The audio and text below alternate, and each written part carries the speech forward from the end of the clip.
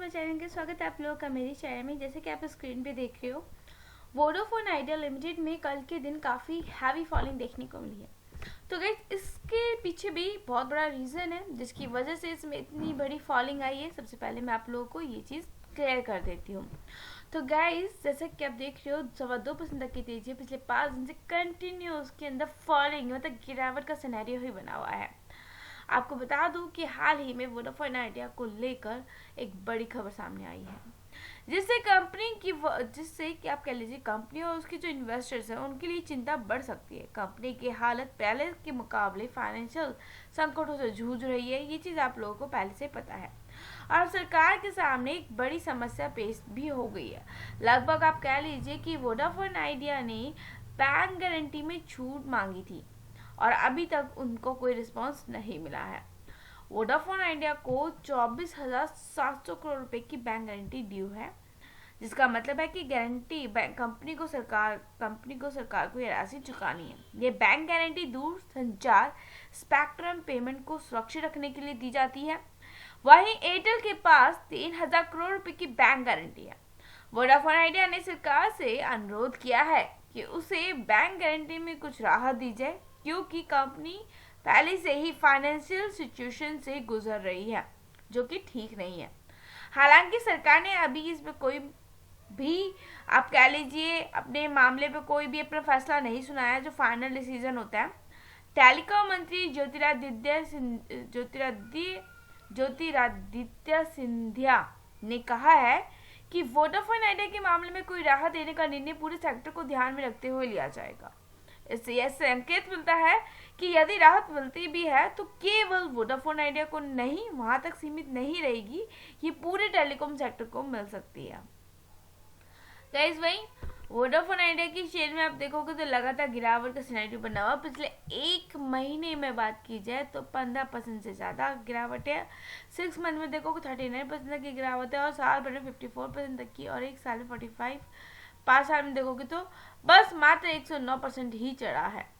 और यहाँ से अगर देखोगे तो लगभग 57% डाउन देखने को मिलता है। वोडाफोन आइडिया को 2025 तक स्पेक्ट्रम नीलामी के बकाया भुगतान के लिए 24,700 करोड़ रुपए की बैंक गारंटी जमा करनी होगी। अगर वह इस समय सीमा से चूक जाती है तो कंपनी को और भी बड़ी समस्या का सामना करना पड़ सकता है, मतलब दिवालिया घोषित की जा सकती है। सरकार ने पहले ही इस मामले में राहत देने से इनकार कर दिया था, लेकिन 2021 में शुरू हुए जो चीजें सुधर रही थी और 2022 से 2024 में आयोजित नीलामी के बाद यह सवाल फिर से उठने लग गया है। सो गाइस, आप ये कह लीजिए इन्वेस्टर की सिचुएशन के तौर पे देखा जाए तो इस स्थिति में इन्वेस्टरों को अत्यधिक सतर्क रहना, अलर्ट रहना है और वोडाफोन आइडिया के शेयरों में इन्वेस्ट करने से बचना है।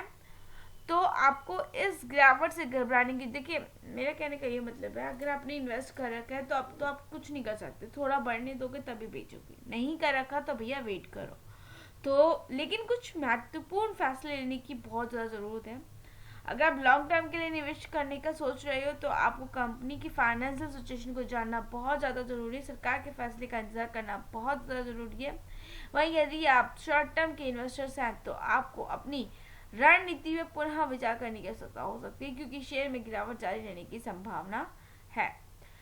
क्योंकि जिस तरीके से फॉलोइंग का सिनेरियो बना हुआ है, कंटिन्यू बिकवाली हो रही है, तो नो डाउट अभी ये नहीं कहा जा सकता कि इसके अंदर बाइंग कब आएगी। सो आई होप चीज़ें क्लियर हुई होंगी। मैक्सिमम में भी देखोगे तो ज़्यादा कुछ रिटर्न देखने को नहीं मिलता। देखो, कंपनी ऑलरेडी एक आप कह लीजिए काफ़ी ज़्यादा फॉलिंग फेस कर रही है। वही कंपनी फंडामेंटली भी अच्छी नहीं है, तो थोड़ा सा आपको ध्यान में रख के चलना है।